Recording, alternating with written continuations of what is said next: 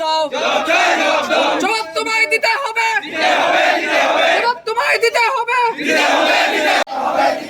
পলাশী বেটা কোথায় গেল, জবাব চাই, জবাব দাও। পলাশী বেটা কোথায় গেল, জবাব চাই, জবাব দাও।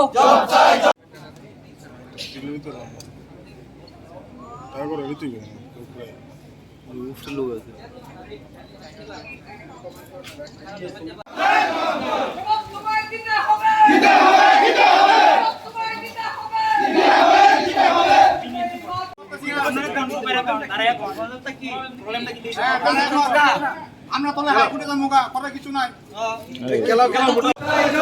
পলাশী বেটা কোথায় গেল, জবাব চাই, জবাব দাও। সবাই কও না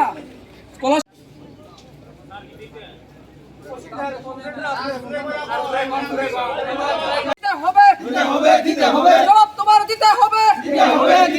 বন্দে মাতরম, জবাব তোমায় দিতে হবে,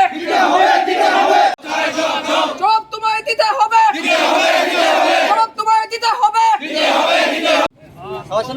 বন্দে মাতরম, বন্দে মাতরম। পলাশী বেটা কোথায় গেল, জবাব চাই, জবাব দাও। পলাশী বেটা কোথায় গেল, জবাব চাই, জবাব দাও। পলাশী বেটা কোথায় গেল, জবাব চাই, জবাব দাও। পলাশী বেটা কোথায় গেল, জবাব চাই, জবাব দাও।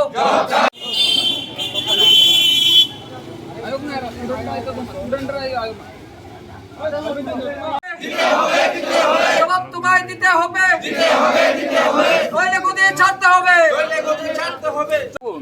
আমি প্রথম থেকে স্কলারশিপ, এসটি স্কলারশিপের বিষয় নিয়ে প্রথম থেকে আপনারা জানেন, পূজার আগে থেকেই আমরা আন্দোলন করেছি এবং বিভিন্নভাবে ডাইরেক্টর বলুন বা পিএমএস অফিস বলুন আমরা কথা বলেছি, আমাদের প্রতিনিধি দলরা এসেছে।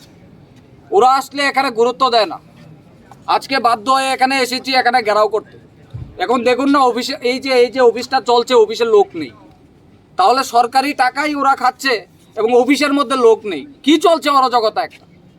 ছাত্ররা স্টাইফেন্ড, ছাত্রদের যে ন্যায্য টাকা যেটা পাওয়ার দাবি সেটাই পায় না। ছাত্ররা কি করে পড়াশোনা করবে, কিভাবে ছাত্রছাত্রী এই দূর দূরান্ত থেকে ছাত্রছাত্রীরা এসেছে। ছাত্ররা বিভিন্ন জায়গায় যারা কলেজে পড়ে, পলিটেকনিকে, কেউ ইঞ্জিনিয়ারিং পড়ে, কেউ বাইরে আছে, ওদের তো যেটা ন্যায্য, আমাদের যারা যেটা ন্যায্য আমরা তো সেটা পাওয়া উচিত। আমরা কেন এখনো পাচ্ছি না? আমরা জবাব চাই। এই অফিসের মধ্যে লোক নেই, প্রশাসন এখানে এসেছে, কি করবে প্রশাসন দিয়ে? ছাত্ররা কি লাঠি মারবে? লাঠি খেতে রাজি আছে। আপনারা দেখেছেন কিছুদিন আগেও আমাদের ছাত্রদের উপর ছাত্র আন্দোলনের সময় কিন্তু লাঠি পিটাই করেছে। তো এইভাবে লাঠি পিটাই করলেও এখানে যদি পুলিশ দিয়ে লাঠি দেয় কোনো ভয় নেই, ভয়ের কোনো কারণ নেই। এটা ছাত্রদের দাবি, অবিলম্বে আজকের মধ্যে স্কলারশিপের টাকা ছাত্রছাত্রীদের দিতে হবে, কারণ এটা ছাত্রছাত্রীদের দাবি। স্কলারশিপ নিয়ে বারবার বলেছি, বারবার শিক্ষামন্ত্রীকেও চিঠি দিয়েছি, আমাদের যিনি এই যে মন্ত্রী আছেন মেবার কুমার জমাতিয়াকেও আমরা চিঠি দিয়েছি যে অবিলম্বে ছাত্রছাত্রীদের স্কলারশিপের যেটা প্রাপ্য টাকা সেটা আপনারা দিন।